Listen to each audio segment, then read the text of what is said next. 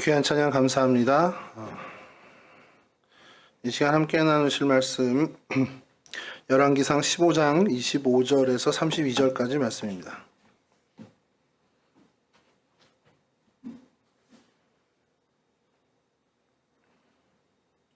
열왕기상 15장 25절에서 32절까지 말씀 저는 한 절씩 교독하도록 하겠습니다.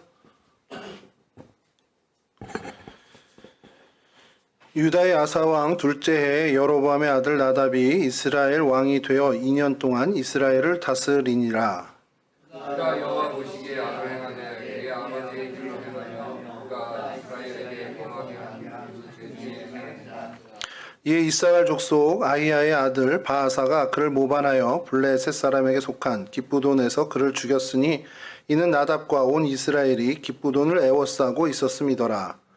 유다 왕 아사 왕 셋째 해에 바아사가 나답을 죽이고 대신하여 왕이 되고 왕이 될 때에 여로보암의 온 집을 쳐서 생명 있는 자를 한 사람도 남기지 아니하고 다 멸하였는데 여호와께서 그의 종 실로 사람 아히야를 통하여 하신 말씀과 같이 되었으니 여로보암이 죄를 아니하고 또 이스라엘에게 범하게 한 죄로 말미암아 또 그가 이스라엘의 하나님 여호와를 노엽게 한 일 때문이니라. 나답의 남은 사적과 행한 모든 일은 이스라엘 왕 역대 지략에 기록되지 아니하였느냐. 아사와 이스라엘의 바아사와 사이에 6일 동안 전쟁이 있습니다. 아멘. 예, 오늘 저희가 성경 속의 장소, 그 사건을 찾아보려고 하는 곳은 기브돈이라는 곳입니다. 좀 많이 생소하긴 하죠. 기브돈이 이렇게 많이 이제 성경에 등장하는 것은 아니고요. 성경에 이제 5차례가 언급이 되는데 사실은 2번은 이제 한 사건에서 같이 나오기 때문에 실제로 한 4번 정도 언급이 되는 그런 곳입니다. 기브돈이라는 곳은 그 사전적인 의미로는 오르막, 높다, 언덕 이런 뜻을 갖고 있어요. 여러분 전에 저와 이렇게 이 시간에서 했을 때 좀 기억나시는지 모르겠는데 기브돈하고는 비슷비슷한 단어들이 좀 연상되지 않습니까? 동네 이름이 기브아 뭐 이런. 예, 이 기브아도 언덕, 오름 이런 뜻이고요. 이게 어디서 출발했냐면은 저희 개바라는 것 왜 그 반석의 개바와 좀 다르다는 그 뜻을 가진 개바 발음은 똑같고요. 그 개바가 사실은 이제 언덕, 높음 뭐 이런 뜻을 갖고 있는 거기서 이제 어원에서 출발한. 그래서 이 동네에 좀 이렇게 좀 언덕배기라든지 좀 이제 그 성을 구축할 만한 이런 고지가 있는데 이름이 이 기브돈, 기브아 뭐 요런 이름을 딴 경우가 참 많이 있습니다. 기브돈도 말 그대로 이제 언덕 이렇게 실제로 그 지형이 약간 이제 구릉지대처럼 올라가 있어서 성을 지어 놓으면 이제 요새화되는 어떤 그런 지형을 갖고 있었습니다. 이곳이 이제 성경에 여러 군데 등장하는 것을 좀 이따 언급을 해 드릴 텐데 여호수아가 가나안 땅을 이제 정복하면서 이스라엘 백성들이 이제 가나안 땅에 입성했을 때 땅을 분배하잖아요. 땅을 분배할 때 요 동네 이 성읍은 사실은 단지파 그 영역에 속한 것인데 그 지파마다 레위 사람들이 거할 처소를 이제 뭐 도피성을 포함해서 이렇게 분배를 할 때에 단지파 지역 내에 레위 지파 특히 레위 지파의 고핫 자손에게 이제 준 성읍이 바로 이 기브돈입니다.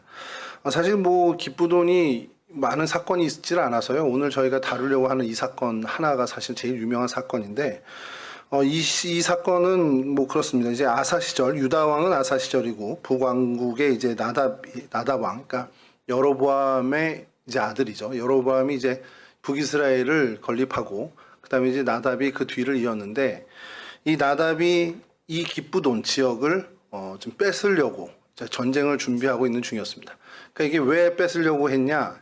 다윗 왕과 솔로몬 왕 시절까지는 여기가 유다, 그러니까 통합 이스라엘이죠. 통합 이스라엘의 땅이었습니다. 근데 이게 분열이 되는 그 과정에서 블레셋이 이 땅을 점령을 해요.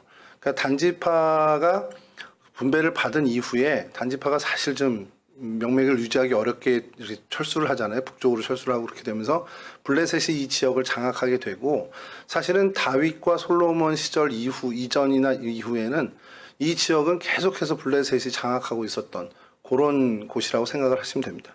그래서 이곳을 점령하기 위해서 북이스라엘에서 굉장히 많은 애를 써요. 그리고 나답 왕도 이곳을 이제 점령하기 위해서 그 영토를 되찾기 위해서 정말 애를 쓴 흔적이 나옵니다. 자, 그런데 이제 그때에 이 나다방을 반역해서 바하사라는 사람이 반역을 해서 이 나다방을 죽이고 이 북이스라엘의 세 번째 왕이 됩니다. 그러니까 여로보암의 그 왕가를 완전히 멸절시키고요. 여기서 이제 새로운 왕이 되는 겁니다. 그 사건이 일어난 것이 바로 이 기브돈이라는 곳이고, 이 기브돈이 그 이후에 이제 또 바하사가 이제 그 왕위를 찬탈하고 그 아들 이제 엘라가 그곳에서 이제 또 이곳을 어떻게 보면은 군대 장관들을 보내서 이제 군대를 보내죠. 그 군대의 장군이, 그걸 지휘했던 장군이 우리가 잘 알고 있는 오므리라는 장군입니다. 오므리가 그것을 이제 포위하고 그곳에 대기하고 있는데, 갑자기 시므리라는 거기도 이제 장군이죠. 시므리가 이 디르사 북이스라엘 수도에서 이제 이것을 찬탈하는, 그러니까 엘라를 죽이고 왕위를 찬탈해 버립니다. 그 소식을 이제 이 군대장 오므리가 듣고는 이스라엘 백성들이 오므리를 왕으로 추대하면서 이 시므리를 이제 처단하게 되는데 딱 7일 걸립니다. 그게. 그래서 시므리가 왕위를 제위한 기간이 7일. 사실은 저는 좀 이거에 대해서 좀 이견인 게, 이걸 왕위를 가졌다고 해야 되나 싶을 정도. 그러니까 모반을 했다가 그냥 실패한 그 어떤 반역으로 그냥 봐야 되지 않나라는 생각이 드는데, 어쨌든 이제 바하사 그 왕조를 없애고 이제 멸절을 시켰다라는 것으로 이제 시므리를 이제 평가를 하죠. 이제 그 일이 또 이 기브돈과 관련이 있는 것이, 이 오므리 장군이, 당시 장군이 기브돈을 다시 되찾기 위해서 주둔을 하고 있었어요. 그 앞에 주둔을 하고 있었고, 그때 이제 시므리의 소식, 그러니까 시므리의 반역 소식을 듣고 이제 어떻게 보면은 이제 그것을 제압하러 가는. 그래서 이제 기브돈을 차지하는 전쟁을 치르지 못하게 되는. 그러니까 기브돈을 찬탈하려고 시도를 할 때마다 이런 일이 벌어진 겁니다. 그러니까 이제 기브돈이 이런 사건들과 계속 연관이 지어지는데, 그러면서 좀 어떤 교훈을 우리가 좀 찾을 수 있지 않을까라는 생각을 해보게 됩니다. 그래서 이 기브돈을 저희가 오늘 좀 살펴보면서 이 사건들에 대해서 좀 교훈을 좀 얻어볼까 합니다. 기브돈의 위치를 좀 먼저 보면요. 첫 번째 사진을 좀 띄워주시면, 이제 뭐 익숙하시죠? 이제 예루살렘에서 이제 지중해 쪽으로 가는 길에 저기 내비게이션 지도 표시를 해놓은 곳이 바로 기브돈입니다. 오늘날의 텔 말라트라고 하고요. 이게 영어로 좀 혼용이 돼서 MALAT로 쓰기도 하고 MALUT로 쓰기도 하고 MALOT로 쓰기도 합니다. 그러니까 히브리 말을 이제 번역하다 보니까, 영어화하다 보니까 이제 그래서 여러 가지로 검색해도 이제 다 나와요. 근데 기브돈이라고 검색을 해도 나옵니다. 그래서 이곳에서 예루살렘까지가 직선거리로 한 34km 정도, 34에서 35km 정도 나오는데, 제가 그래서 34km가 어느 정도 거리인지 감이 안 오는 거예요. 그러니까 꾸불꾸불 이렇게 가게 되면은 대충 저희가 운전해서 가면은 차로 한 34km 갔다 그러면 대충 한 저기 뭐 강남 벗어나서 이제 분당 가는 곳쯤, 성남 어디쯤일 것 같은데, 직선거리는 어느 정도 될까 했더니 수원에 조금 못 미치는 거리더라고요. 이렇게 카카오 지도를 이렇게 해보니까요. 그래서 그 정도 거리 떨어져 있으니까 먼 거리는 아닙니다. 이곳이 이렇게 먼 거리는 아니고 이곳이고, 그러니까 이 블레셋과 이제 이 북이스라엘의 경계에 있는 이 성이 바로 이 기브돈이라는 겁니다. 이렇게 보시면 조금 뭐 오늘날의 지도니까 좀 저게 뭐야 이러실 텐데, 다음 지도 보시면 이제 구약 시대 지도에 좀 헷갈릴 수 있는데, 찾으셨습니까? 기브돈? 숨은 그림 찾기 같이 돼 있는데, 대충 아까 그곳에서 이렇게 찾으시면, 저 전사님 혹시 확대해 주실 수 있을까요? 기브돈을? 예, 저 8번, 숫자 8번 바로 밑에. 보이시나요? 8번 숫자 바로 밑. 8번 숫자를 못 찾으시는 건가? 예. 여기 32N 가운데 8번 그 바로 밑에 기브돈. 예, 찾으셨죠? 예, 저 정도 위치입니다. 그러니까 여기 8번 이 숫자가 다 이제 지파들이에요. 지파들 이제 분배된 땅인데, 그렇게 있는 그 정도로 보시면 되고요.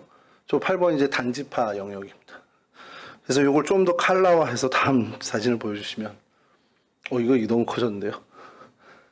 예, 깁돈이라고 되어 있는데, 이제 발음을 저렇게 줄여주셔도 됩니다. 원래 크기로.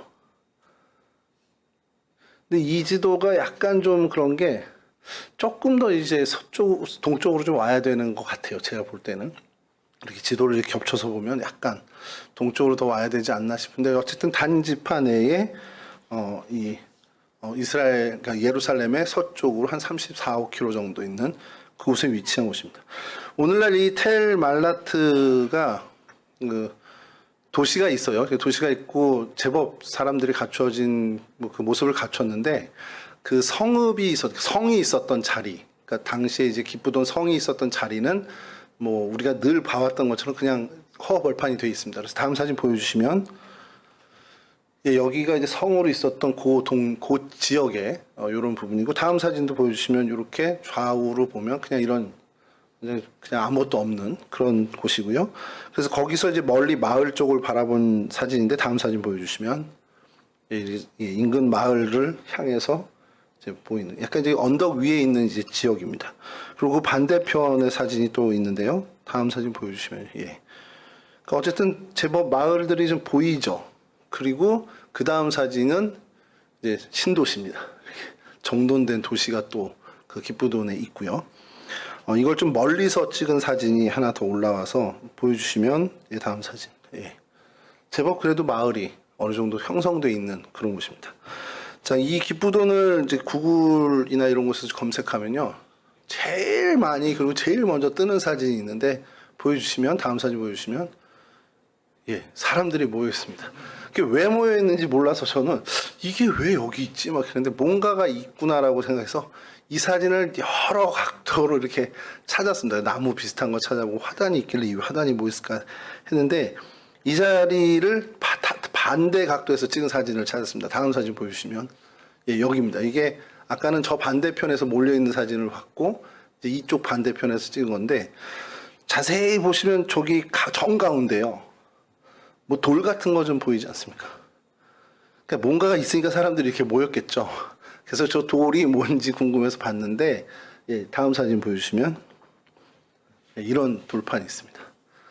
유종인 장로님이 오셨어야 되는데 뭐라고 써 있긴 하죠. 그냥 우리말로는 텔말로트 이렇게 돼 있는 뭐 메츠포르 라프날이라고 그러는데 이 라프날은 사람 이름이에요. 그래서 이 상반부를 정말 감사한 게 요즘 그 AI 챗 GPT 뭐 이런 게 너무 잘 돼 있어서 요걸 그 이미지 그대로 구글 번역에다 올리면 친절하게 한국어로 싹 바꿔주는데 이렇게 말이 안 되게 바꿔준다. 국어를 잘 못해요. 구글 번역이. 그래서 뭐라고 됐냐면 제일 위에는요. 뭐 확대해 주시면은 뭐 이렇게 두 줄 이렇게 있죠. 제목 밑에 두 줄인데 저기가 오늘 저희가 읽은 열왕기상 15장 27절 말씀입니다.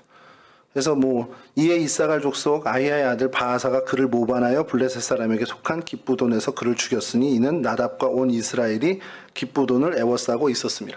그러니까 여기가 기쁘돈이니까 그거에 관련된 성구를 구약 성경을 이제 기록한 것 같습니다.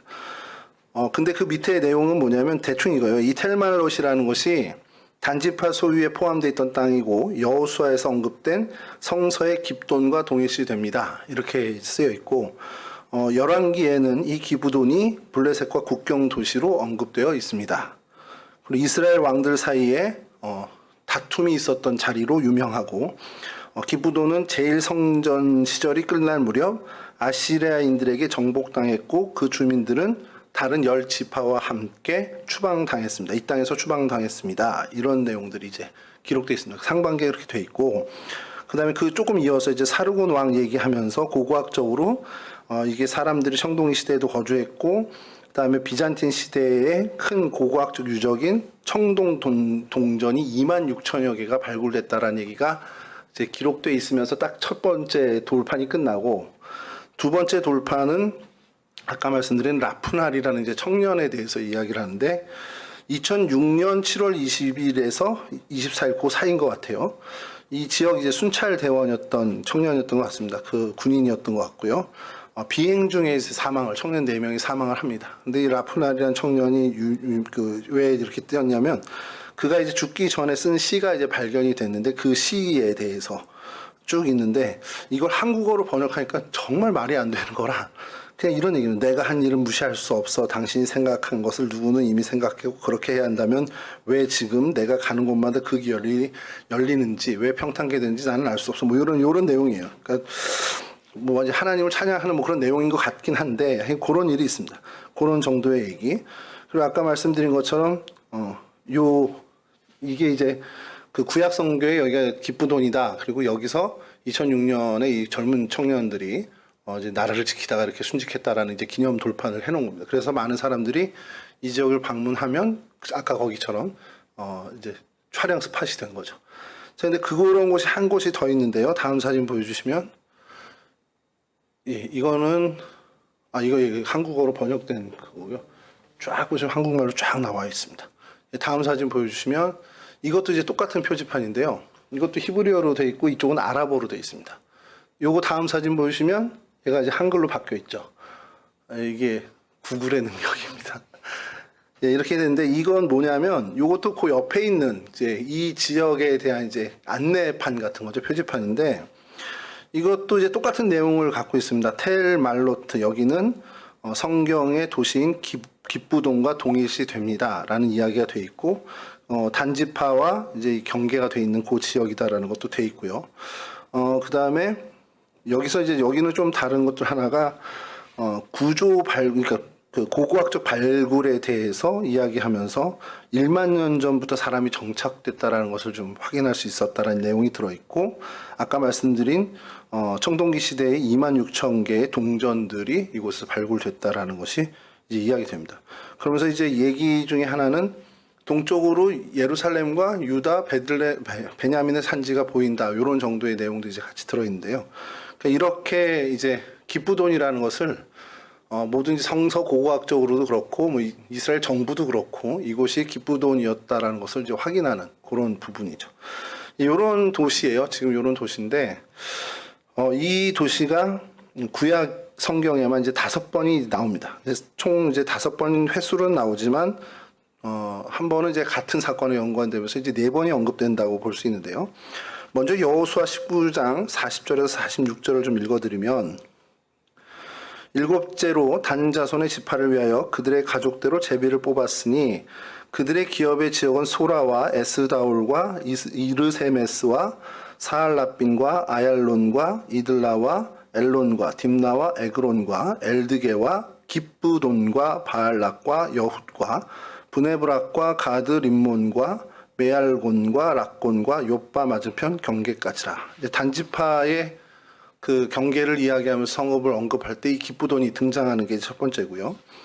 여호수아 21장 20절에서 23절에 이제 레위 자손에 대해서 성읍을 줄 때 이제 이 언급이 됩니다. 레위 사람인 그앗 자손 중에 남은 자들의 가족들 곧 그앗 자손들에게는 제비 뽑아 에브라임 지파 중에서 그 성을 주었으니 곧 살인자의 도피성 에브라임 산지 세겜과 그 목초지요 또 게셀과 그 목초지요 깁사임과 그 목초지와 베호론과 그 목초지니 네 성읍이요 또 단지파 중에서 준 것은 엘드게와 그 목초지와 기쁘돈과 그 목초지와. 그러니까 레위 사람 그앗 자손 중에 성읍을 주는데 에브라임 지파에선 이렇게 줬다. 그리고 단지파에선 이런 성읍을 줬다 하면서 엘드게와 그 지역의 목초지 그리고 기쁘돈과 그 목초지를 주었다라고 할 때 이 언급이 됩니다. 그리고 이제 세 번째로 이제 언급되는 게 오늘 본문인데요. 뭐 다시 한번 읽어드리겠습니다. 열왕기상 15장 27절에 이에 이사갈 족속 아이야의 아들 바하사가 그를 모반하여 블레셋 사람에게 속한 기쁘돈에서 그를 죽였으니 이는 나답과 온 이스라엘이 기쁘돈을 애워싸고 있었습니다. 이렇게 해서 이제 기쁘돈이 한 번 더 언급이 되고 그 다음에 이제 아까 잠깐 설명을 드렸지만 시므리가 디르사에서 이제 그 북이스라엘 수도인 디르사에서 7일 동안 왕이 된 그때에 열왕기상 16장 15절에서 17절입니다. 유다의 아사왕 제27년에 시므리가 디르사에서 7일 동안 왕이 되니라. 그때 백성들이 블레셋 사람에게 속한 기쁘돈을 향하여 진을 치고 있더니 진중 백성들이 시므리가 모반하여 왕을 죽였다는 말을 들은지라. 그날에 이스라엘의 무리가 진에서 군대 지휘관 오므리를 이스라엘의 왕으로 삼음에 오므리가 이에 이스라엘의 무리를 거느리고 기쁘돈에서부터 올라와서 디르사를 애워쌌더라. 그러니까 시므리의 반역에 대해서 소기를 듣고 이 오므리가 회군을 하는 거죠. 회군을 해서 디르사를 포위하고 이제 시므리를 죽이지는 못하죠. 시므리가 이제 왕궁에 불을 지르고 이제 자살을 하는 그런 사건인데 이때도 기쁘돈을 치기 위해서 다 준비하고 있었을 때예요. 아까 나답이 그럴 때와 똑같이. 근데 그때 이제 또 모반이 일어난 겁니다. 이 이야기를 좀 보면서 좀 그런 생각이 든 거예요. 왜 이렇게 중요한 일을 하려고 할 때 이렇게 우리 표현으로 자꾸 막 아끼지? 그러니까 이 기쁘돈을 참 점령해야 되는 게 굉장히 중요한 과업인데 그거를 하려고 하면 꼭 뭐 모반이 일어나고 바하사가 그렇게 하질 않는데 바하사 집안이 그랬는데 또 바하사의 아들 때는 시므리가 와서 또 그렇게 한단 말이죠. 뭐 역사에 이 성경 말고 등장하는 것들은 뭐 이집트 왕 투트모스 3세가 뭐 출정을 해서 이 가나안 지역을 이제 점령하는 그 도시의 이름에 이제 기쁘돈이 나오기도 한다는 이제 고고학적인 발견이 있는데요. 뭐 그때 이제 블레셋 성읍 116개를 이제 점령하는 그 과정에 기쁘돈이 블레셋 성읍으로 이제 등장을 하는 그런 기록이 있다고 합니다. 뭐 그건 저희가 뭐 찾아볼 자료가 좀 그래서 주석책에 이제 그렇게 언급이 되니까 그때 이제 이집트도 이렇게 올라와서 성업할 때 이 기쁘돈이라는 것이 어쨌든 군사적인 어떤 요충지였나 보구나라는 것을 저희가 이제 생각할 수 있는 거죠. 그래서 이 사건을 보면서 좀 어떤 생각을 좀 우리가 가져야 되나라는 생각을 해보게 된 거예요. 왜냐하면 이 기쁘돈이라는 것이 사실은 이제 그 북이스라엘에 있어서 블레셋을 대적할 때는 굉장히 중요한 요충지고 그것을 점령해 있다면 블레셋의 어떤 공격으로부터는 참 어떻게 보면 유리한 고지가 될 텐데 그것을 좀 찬탈하기 위해서 애쓰면 때마다 이런 반역이 계속 일어나고 사실 왕조가 끊어지는 어떤 그런 일들이 벌어진다는 거죠. 구약 시대의 여로보암으로 인해서 분열돼서 북이스라엘 왕조가 이제 시작이 됩니다. 근데 이 북이스라엘 왕조를 우리가 계속 보지만 새벽에도 이제 저희가 열왕기를 계속 담임 목사님하고 계속 이렇게 저희가 읽어 나갔는데 목사님도 언급하시지만 계속 이게 북이스라엘이 뭐 이제 모반의 반역에 이런 게 계속 끊이지 않거든요. 그 이유는 뭐 목사님 설교에서도 말씀하셨지만 결국 하나님의 뜻, 그러니까 다윗의 길을 걷지 않은 그 이스라엘 그 모습이 그와 같은 결과를 초래했다라는 겁니다. 오늘 본문도 마찬가지입니다. 그 여로보암에 이은 북왕조의 2대 왕인 나답이 바하사라는 그 사람에게 뭐 이게 뭐 어디서 갑자기 나온 사람도 아니에요. 사실은 이 나답의 부하입니다. 부하 장수 중에 하나인데 무슨 일인지 모르겠지만 그 사전에 어떤 얘기는 하나도 없고 그 모반을 해서 이제 반역을 해서 나답을 죽이고 왕위를 찬탈한단 말이죠. 그래서 그냥 생각은 그런 거예요. 저희가 볼 때 그냥 인간적인 어떤 그 역사 관점으로 본다면 여로보암이 르호보암에게서 사실상 반역을 해서 왕국을 세운 거잖아요. 그러니까 이 바하사도 이제 그렇게 봤단 말이죠. 그 역사를 알고. 그러니까 이제 나도 좀 해볼 만한 거 아니야? 라는 생각을 가졌을 수도 있다라는 것이죠. 근데 이제 이것은 이제 역사학적으로 보는 어떤 그런 배경이고 우리는 이거를 좀 더 영적인 시각으로 좀 봐야 된다라는 것이죠. 기쁘돈을 탈환하던 그 중에 왜 이런 일이 일어났을까라는 생각으로 이것을 어떤 영적인 의미를 좀 저희가 찾아보면 어떨까라는 생각을 해보는 겁니다. 오늘 성경이 그렇죠. 나답과 온 이스라엘이 기쁘돈을 애워싸고 있었음이라 27절에 이 시기를, 이 배경을 먼저 설명을 합니다. 말씀드린 것처럼 이 기쁘돈은 블레셋과 단 지파 사이에 경계에 있는 성읍이었고요. 높은 곳이라는 오름이라는 뜻을 갖고 있는 그런 어떻게 보면 산성입니다. 산성이고 그러니까 요새화할 수 있는 굉장히 중요한 성읍 중에 하나죠. 다윗과 솔로몬 때까지는 이스라엘의 영토였지만 그 이후에 블레셋을 뺏겼던 것이고 그러다 보니까 전략적으로 이 요충지를 다시 되찾아와야 한다는 어떤 과업을 이스라엘 왕도 또 유다 왕도 갖고 있었던 것이죠. 사실 근데 유다 땅은 아니다 보니까 이제 이스라엘 왕이 더 그것에 대해서 몰입할 수 있었을 거라고 생각합니다. 자, 그때 왕과 온 백성이 이 기쁘돈 전투에 여념이 없을 때 갑자기 이 바하사가 등장해서 왕을 이제 모반해서 살해를 하죠.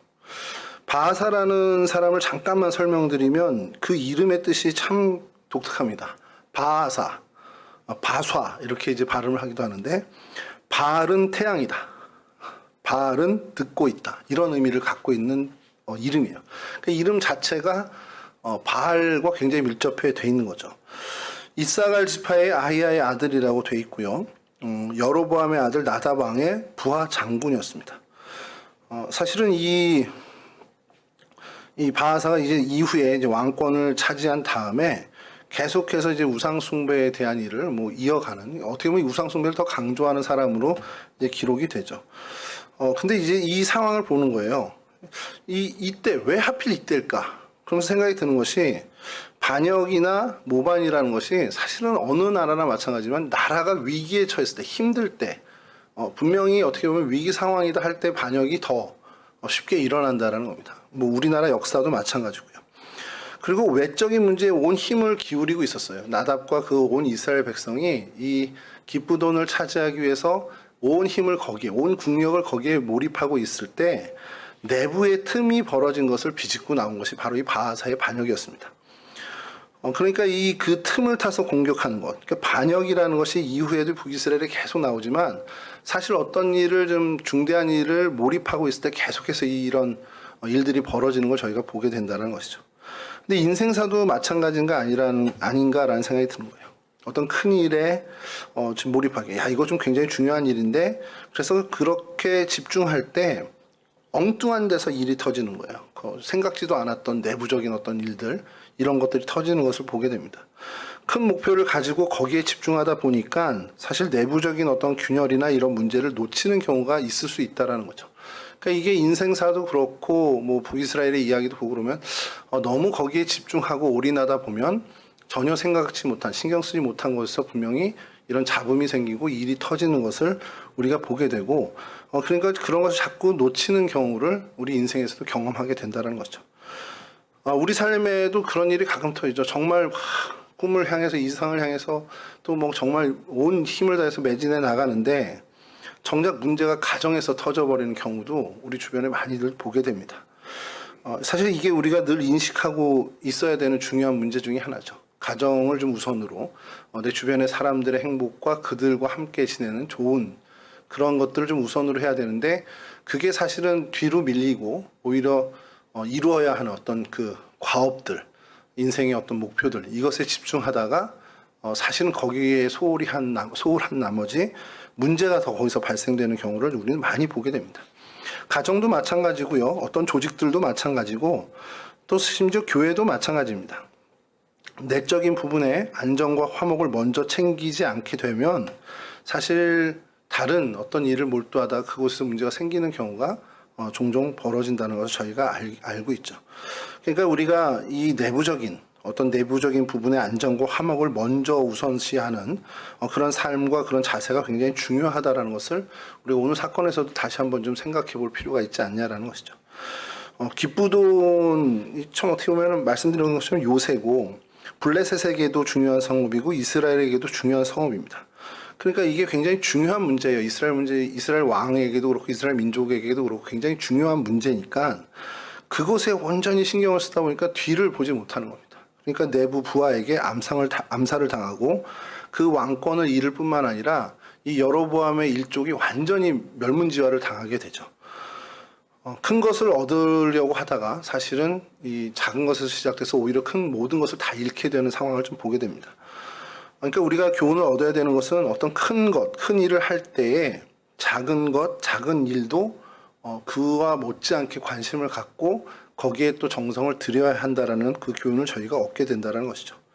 외적인 안녕을 바라는 사람은 우선 내부적인 안녕을 도모해야 된다라는 굉장히 중요한 사실을 좀 저희가 얻게 됩니다. 우리 성도들도 마찬가지입니다. 이 땅을 살아가는 그리스도인들도 어떻게 보면 소위 말하는 외부적인 어떤 그런 우리의 사역이라든지 사명의 자리에 최선을 다하는 것도 중요한데 작다고 여겨지는 일들이 있을 거예요. 뭐 가족의 일이 될 수 있고 이웃과의 관계도 될 수 있고 지체들과의 어떤 소통의 문제도 될 수 있는데 사실 그것도 같이 다져져 가야 하는 그런 것들을 굉장히 중요시해야 된다는 것을 좀 다시 한번 깨달은 어떤 이 사건이 아닌가라는 생각이 드죠. 그러면서 이제 우리가 영적인 의미를 좀 더 이제 한번 보는 것은 그러면 이런 일들, 그리고 우리가 이런 상황을 보면서 그래 더 큰 일을 집중할 때 작은 일과 우리가 소홀하기 쉬운 것들도 좀 이렇게 단도리 치고 잘 다잡고 가야 된다라는 교훈을 얻음과 동시에 영적인 부분도 좀 생각을 해봐야 되는데 이 나답이 도대체 왜 이렇게 됐을까? 그 설명을 성경은 이렇게 합니다. 열왕기상 15장 26절인데요. 그가 여호와 보시기에 악을 행하되 그의 아버지의 길로 행하며 그가 이스라엘에게 범하게 한 그 죄 중에 행한지라. 그러니까 그 아버지 여로보암이 다윗 왕조를 반역하고 왕조를 새로 세웠죠. 그리고 베델과 단의 신전 산당을 세우고 하나님을 거역하는 그 일을 행합니다. 그 말 그대로 정말 다윗 가문에 반역을 한 것이지만 이것은 하나님께 반역한 것으로 하나님은 보신다라는 거죠. 그리고 그 다음 왕 나답, 그 아들 나답까지도 이 길을 돌이키지 않고 그 길을 그대로 답습했다라는 거예요. 그리고 그 결과로 하나님의 진노가 임했다라는 겁니다. 이게 영적인 어떤 이 사건에 대한 해석을 성경에서 주는 것이죠. 이사야 63장 10절에 이런 말씀이 있습니다. 그들이 반역하여 주의 성령을 근심하게 하였으므로 그가 돌이켜 그들의 대적이 되사 친히 그들을 치셨더니. 그러니까 하나님을 배반한 북왕조를 하나님께서 어떻게 보면 이 바하사의 모반을 통해서 매질을 하신 것, 그러니까 심판을 하신 것이라고 우리는 해석할 수 있다는 것이죠. 그러니까 여러 번 왕조에 대한 이 모반 사건, 이 모든 것을 비롯해서 북왕국에서 이 벌어지는 모든 반역과 그런 어떤 찬탈하는 일들이 북왕조의 죄에 대한, 그들의 죄에 대한 하나님의 심판으로 바라보는 것이 영적인 시각이어야 된다는 겁니다. 다윗 왕의 간음죄 역시도 하나님께서 쉽게, 물론 용서는 해주셨지만 하나님께서 그 대가를 치르게 한 것이 압살롬의 모반, 압살롬의 반역으로 하나님이 다윗을 꾸짖으셨죠. 솔로몬 그 아들 이제 르호보암도 원로들의 말을 듣지 않고 젊은이들의 말을 들으면서 악정을 펼쳤을 때 여로보암의 반역이라는 것으로 하나님이 그를 징계하고 다스린 것을 좀 보게 됩니다. 그러니까 이게 하나님을 반역했다, 하나님을 대적했다 그러면 하나님도 그를 대적하시는 그런 일들을 우리가 좀 성경에서 계속해서 보게 된다는 것이죠. 그러니까 오늘을 살아가는 저희들 역시도 경계해야 되는 것이 하나님께서 당신을 반역하는지, 반역이라는 표현까지 좀 그렇습니다만, 하나님을 대적하는, 하나님 반대편에 서 있는 그것에 대해서 하나님이 굉장히 민감하신 분이라는 것을 저희가 좀 깨달을 필요가 있다는 것이죠. 하나님이 하나님의 일을 도모해 갈 때, 하나님의 그 선한 일이 도모되는 일에 되게 거치는 일을 행동을 하거나, 거치는 존재가 내가 됐을 때, 이게 보통 일이 아니다라는 것을 우리가 깨달아야 되는 거예요. 내가 지금 살아가는 일들 속에서 내 이 자세가, 내가 지금 이 고집하는 것이 하나님의 그 순리에 대해서 내가 굉장히 거치는 모습 아닌가, 이거를 우리가 늘 생각해야 된다는 거예요. 왜냐하면 하나님이 그만큼 그와 같은 일에 굉장히 민감하게 반응하신다는 것을 우리가 깨달을 필요가 있다는 거죠. 제가 늘 저희가 교회를 위해서 기도하고 모두가 다 우리 교회를 위해서 기도하시겠지만 이전에 사역하던 교회도 마찬가지고 우리 동성교회도 마찬가지고 항상 교회를 위해서 제가 기도할 때에 첫 번째로 기도하는 게 교회의 평안과 질서입니다. 그래서 담임 목사님 목회와 또 교회의 어떤 그 평안을 정말 하나님께서 이끌어 가실 때 거기에 거치는 일들이 있다라는 것, 그것 먼저 하나님이 좀 제하해 주시는 것을 위해서 기도하는데, 사실 그러면서 한편으로 굉장히 두려운 게 있죠.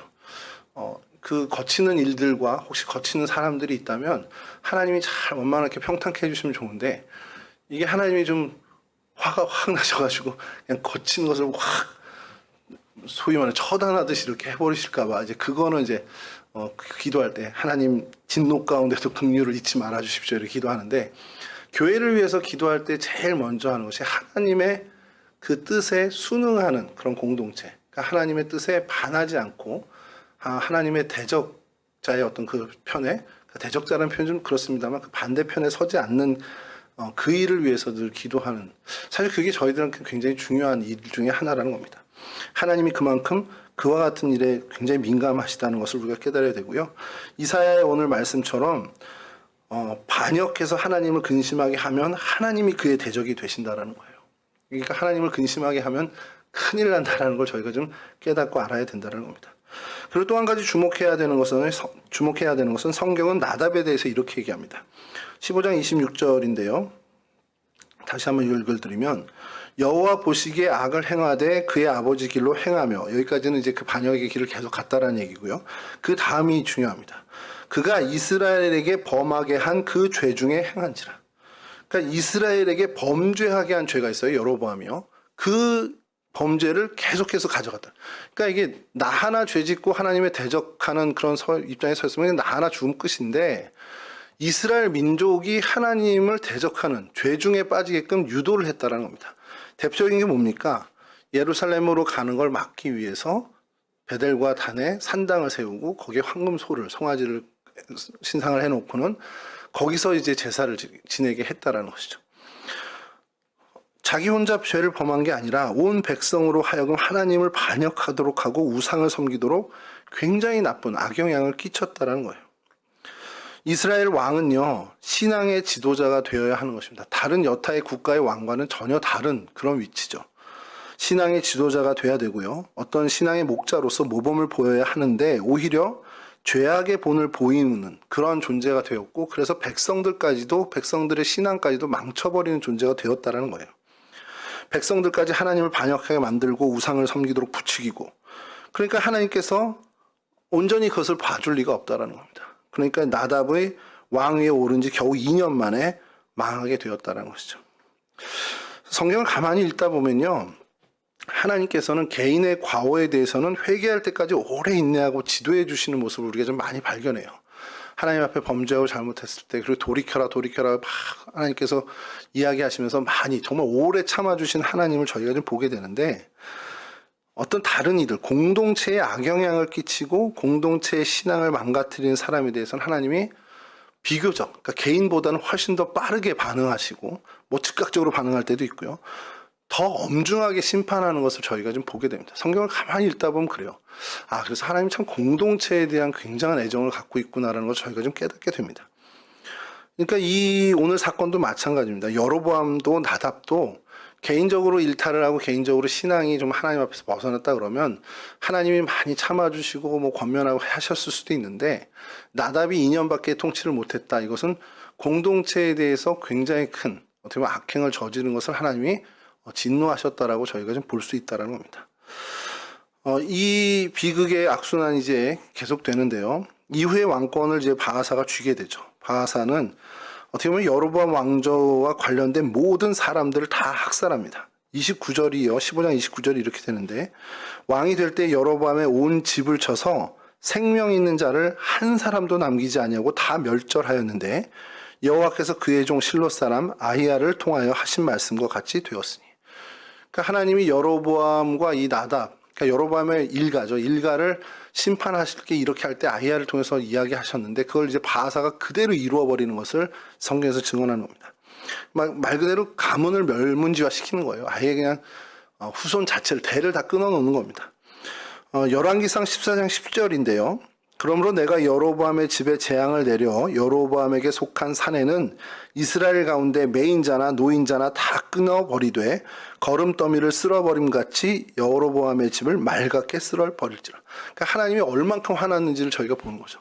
여로보암의 숨쉬는 남자들은 다 죽여버리겠다는 거예요. 뭐 매여있든 놓여있든 상관없어. 살아있으면 내가 다 거름더미 치듯이 다 치워버릴 거야. 이렇게 얘기하시는 거죠. 그러니까 다윗 왕조에 대한 반역, 이걸 또 다시 말해서 하나님에 대한 반역으로 이제 보면, 이 여로보암과 그 가문이 하나님을 대적했을 때 이와 같은 일이 벌어진다는 겁니다. 그러면 이 이후에 이 여로보암의 가문을 완전히 멸절시킨 바하사는 어떻게 됐을까? 열왕기하 16장 1절에서 3절인데요.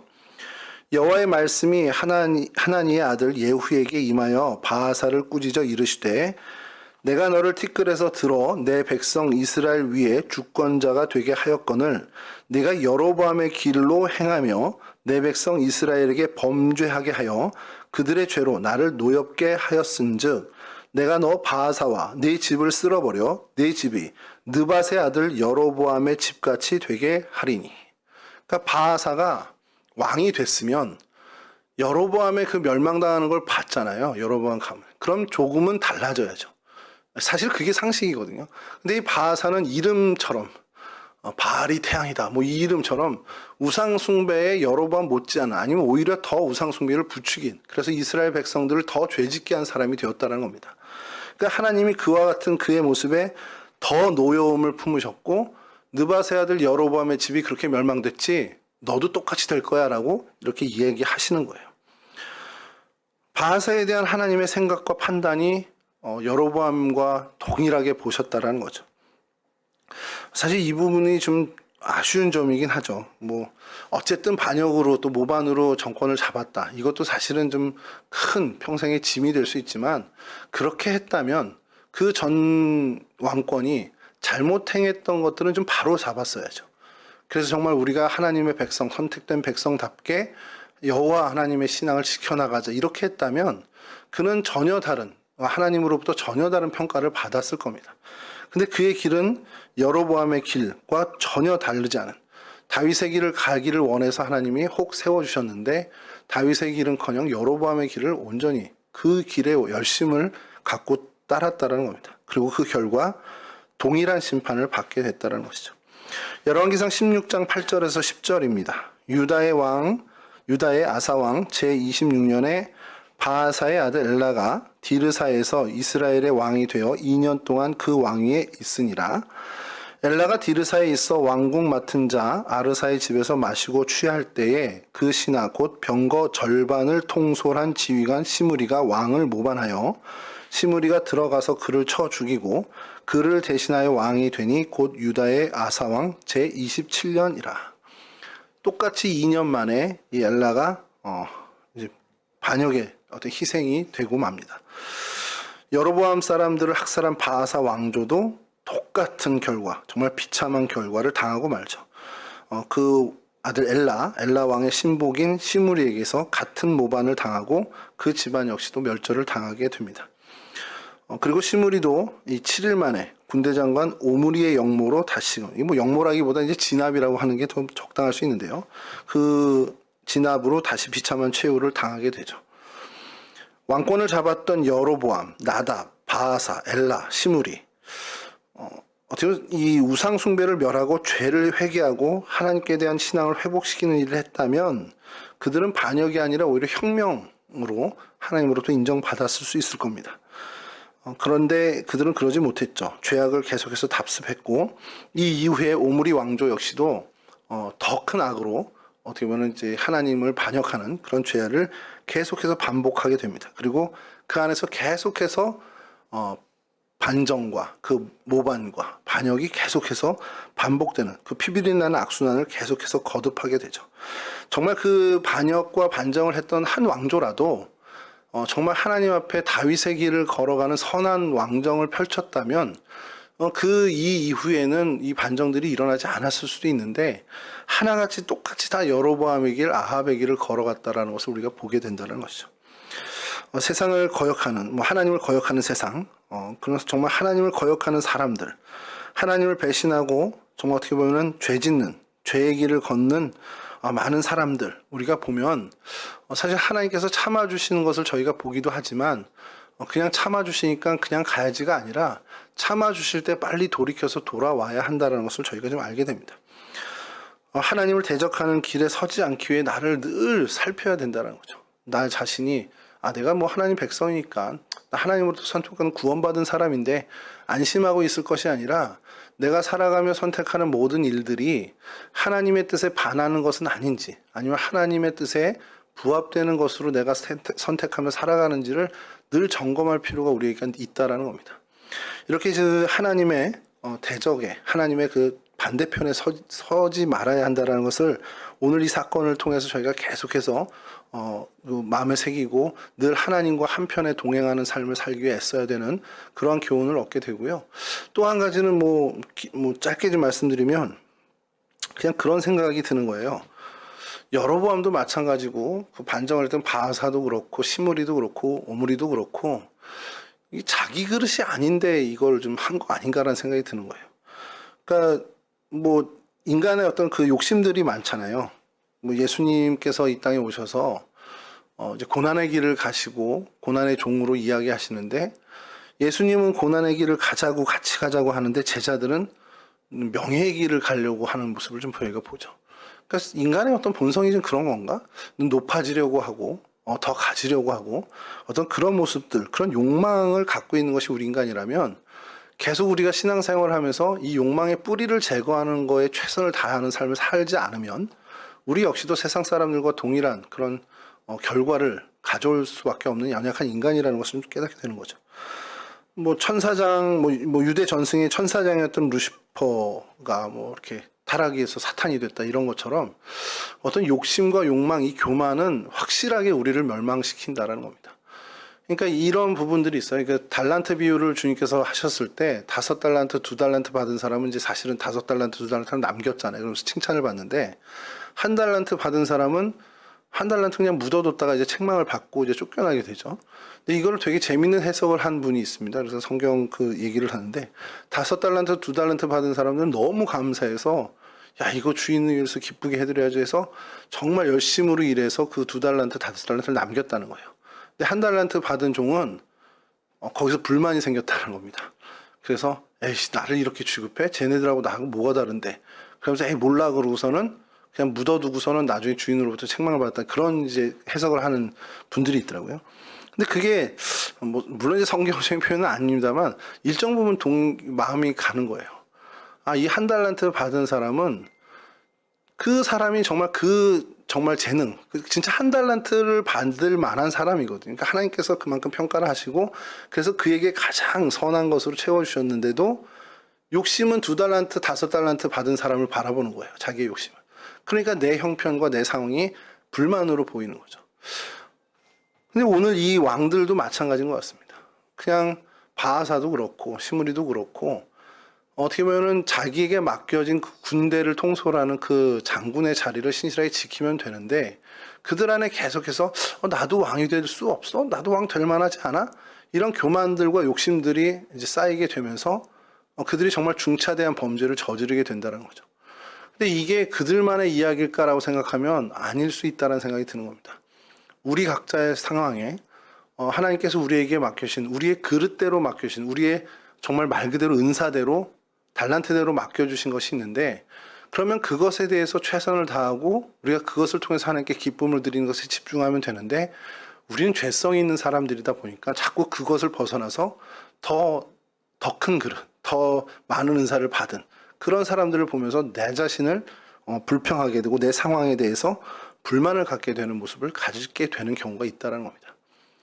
그래서 이 부분에 대해서도 우리가 좀 한번 생각해 보고 우리가 하나님 앞에서 내게 주신 이 모든 상황과 정황, 내게 허락하신 이 그릇, 내 역량에 대해서도 감사하며 그 한계 안에서 하나님께 최선을 다해 기쁨을 드리는 삶을 살아야 한다는 것이죠. 제가 좋아하는 말 중에 한 것이 하나가 대전에 이제 잠깐 이제 제가 낙향을 해서 한 2년 정도 머물 때 아이들을 이제 뭐 방과후 비슷하게 이제 데리고 가야 돼서 거기 큰 이제 감리교 복지관이 하나 있어요. 태화 복지관이.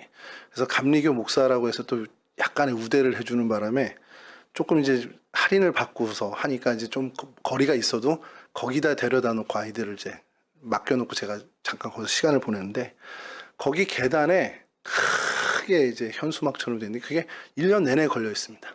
심기운 곳에서 꽃 피워라. 그러면서 이제 블룸도 뭐 이렇게 이제 영어로 돼 있는데 그게 굉장히 마음에 확 와닿는 거예요. 그래서 막 찾아봤더니 그게 뭐 예전에 어느 그 수사들 뭐 그런 데서 또 이렇게 예전부터 내려오던 이야기더라고요. 그러니까 너 심겨진 그곳에서 하나님을 위해서 열매 맺고 꽃 피우는 것에 집중해라라는 거예요. 그러니까 내가 왜 여기 심겨졌지? 나 저쪽 가면 더 잘할 수 있는데 이런 거 생각하지 말고 하나님이 심어준 그곳에서 하나님을 위해서 꽃 피우고 하나님을 위해서 열매를 맺어라. 그럼 끝이라는 거예요. 그러면 저쪽 좋은 데서 많은 열매 맺은 그 사람과 동일하게 평가해 주신다는 거죠.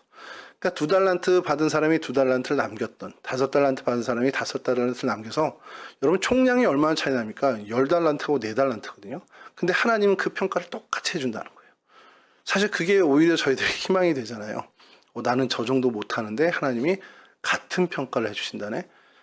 그런 어떤 부분으로 우리가 하나님 앞에 나아가고 내 삶의 자리, 내 삶의 현장에 최선을 다해서 하나님을 위한 그 기쁨, 하나님께 영광을 돌리는 그러한 삶을 사는 저희들이 되어야 한다는 겁니다. 내 그릇에 맞게, 내 달란트에 맞게, 내 은사에 맞게 불만 갖지 않고 불평하지 않고 최선을 다해서 하나님을 위해 살아가는 그런 하나님의 거룩한 백성들이 되어야 한다는 거죠. 정리하겠습니다. 하나님의 대적자. 이게 대적자라는 표현을 좀 다른 걸로 하고 싶은데 자꾸 생각이 안 나서. 그러니까 하나님의 운영하심, 하나님의 길에 거치는 자가 되지 않았으면 좋겠습니다. 그래서 하나님과 늘 동행하며 하나님의 순리, 하나님의 질서에 따르는 그런 삶을 살았으면 좋겠고요.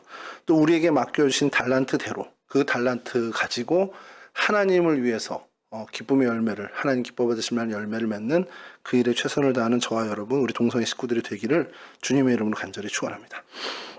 우리 잠깐 반주해 주시고요. 우리 잠깐 기도 짧게 좀 하겠습니다. 하나님, 내 삶의 내 자리, 이곳에서 하나님과 동행하고 하나님의 질서를 따르는 그러한 삶을 살 수 있도록 하나님이 원하시고 하나님께서 기뻐하시는 그 삶의 걸음을 걸어가는 제가 됐으면 좋겠습니다. 제 역량에 제 달란트에 맞는 최선을 다해 하나님께 영광 돌리는 제가 됐으면 좋겠습니다. 우리 동성교회가 됐으면 좋겠습니다. 우리 잠깐 기도해 주시고요. 우리 찬송하고 마치도록 하겠습니다. 좋으신 하나님 감사합니다. 저희들 가운데 하나님 크신 은혜 허락해 주셔서 하나님 백성 삼아 주셨고 하나님 정말 크든 작든 우리 가운데 하나님 우리에게 가장 적절한 사명을 맡겨주셨음에 감사를 드립니다. 우리에게 맡겨주신 이 귀한 사명 그 어떤 것보다도 소중히 여길 수 있는 저희들 되게 하여 주시고 우리를 심어주신 이 삶의 자리가 하나님 이곳에서 하나님을 위해 꽃피우고 하나님을 위해 열매 맺는 자리임을 놓치지 않도록 주님 도와주시옵소서. 내 삶과 내 형편과 내 정황에 불만 갖지 않고 불평하지 않고 하나님이 심으신 곳이오니 하나님을 위해 열매 맺는 자의 삶을 사는 저희 모두가 될 수 있도록 하나님이 도와주시옵소서. 그렇게 하나님의 질서에 순응하고 하나님의 그 운영하심에 순종하며 나아가는 거룩한 하나님의 백성 될 수 있도록 도와주셔서 우리의 삶을 통해 하나님께서 기쁨을 얻으시고 하나님의 귀한 일을 이루어 가 주옵소서. 감사하며 예수 그리스도 거룩하신 기도합니다. 아멘. 좋으신 하나님 감사합니다. 저희들 가운데 은혜 주셔서 하나님의 백성 삼아 주시고 하나님을 예배하며 하나님을 생각하고 하나님을 묵상하는 귀한 걸음을 걸을 수 있는 인생 될 수 있도록 도와주심에 감사를 드립니다. 하나님께서 심으신 우리의 삶의 자리 불평과 불만 갖고 살아가지 않도록 도와주시고 하나님께서 심으신 곳이오니 그곳에서 하나님을 위해 열매 맺고 하나님을 위해 꽃 피우는 삶을 사는 저희들이 될 수 있도록 도와주시옵소서. 주신 은사와 달란트에 감사할 수 있도록 도와주시고 그 은사와 달란트를 가지고 하나님을 기쁘시게 하는 일에만 전념하는 거룩한 하나님의 백성 될 수 있도록 도와주시옵소서. 그렇게 살아감으로 하나님의 반대편에 서지 않게 하시고 하나님의 질서와 공의에 순응하며 하나님과 한편에 서서 이 땅 인생을 살아가는 진정한 순례자로 살아가는 저희들이 될 수 있도록 도와주옵소서. 감사하며 예수 그리스도 거룩하신 이름으로 기도합니다. 아멘. 우리 찬송가 333장 부르시고 주님 가르쳐 주신 기도로 마치겠습니다.